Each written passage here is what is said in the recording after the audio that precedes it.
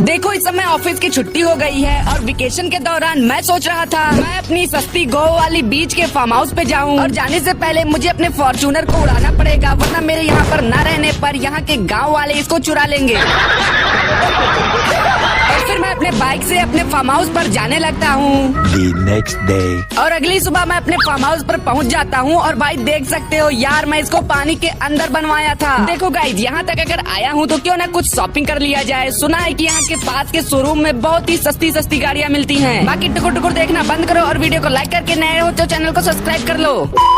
ये क्या भाई, आज के 2 साल पहले जब आया था तो यहीं पर तो था शोरूम, अब कहाँ गया? और ये कंस्ट्रक्शन एरिया कैसे आ गया? बाकी तुम लोगों को पता है शोरूम कहाँ गया? कमेंट करके बता।